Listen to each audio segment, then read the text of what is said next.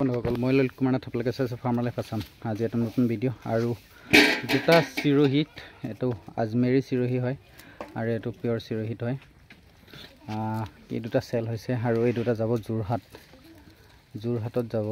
এইটো বয়স বৰ্তমান ই 4 দাঁত নতুনকৈ ভাঙিছে আৰু কোৱালিটিৰ বিষয়ে ক'লে মই বহুত ধুনীয়া কোৱালিটি বুলি ক'ম ইয়াক, কাৰণ মানে আমাৰ অসমৰ নৰ্মেল যিটো মাংসৰ কাৰণে ব্ৰিড লাগে সেনেকুৱাৰ কাৰণে এনেকুৱা ছাগলী বহুত বেষ্ট হয়, কাৰণ কাণটো সৰু হয় আৰু ইয়াৰ এতিয়া বৰ্তমান বডি ৱেইট মই ক'ব গ'লে 45 কেজিমান ৱেইট আছে। এতিয়া ভাল খানা যদি থাকিলে হয় তো এই ছাগলীটো কমচে কম আজি 70 কেজি ৱেইট থাকিলে হয়। আৰু এইটো এইজনী হয়, এইজনী আৰু এইজনীও আপোনাৰ 3rd টাইম প্ৰেগনেণ্ট হয়।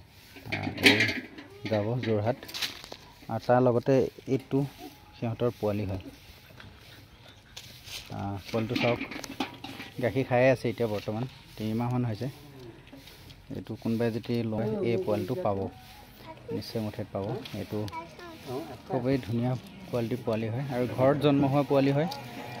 ছাগলীকেইটা ভেকচিনেট হয়, ঠিক আছে, গোটেই দুটা ভেকচিনেট হয়, বিক্ৰী হৈ গ'ল। কিন্তু এই পোৱালিটোৰ কথা কওঁ, পোৱালিটো খুব ধুনীয়া হয়। কোনোবাই যদি মানে কয় কি ঘৰত জন্ম হোৱা পোৱালি লাগে তো তেওঁ এইটো কণ্টেক্ট কৰিব পাৰে। এজনী তাৰ মাক হয়, এইটো তাৰ বাপেক হয়, এজনী তাৰ মাক হয় আৰু খুব ধুনীয়া পোৱালি বুলি ক'ব বিচাৰোঁ মই ইয়াক। আপোনালোকে যদি কোনোবাই লয় আপোনালোকে ব্ৰিডিঙৰ কাৰণে ভাল এইটো পোৱালি পাব।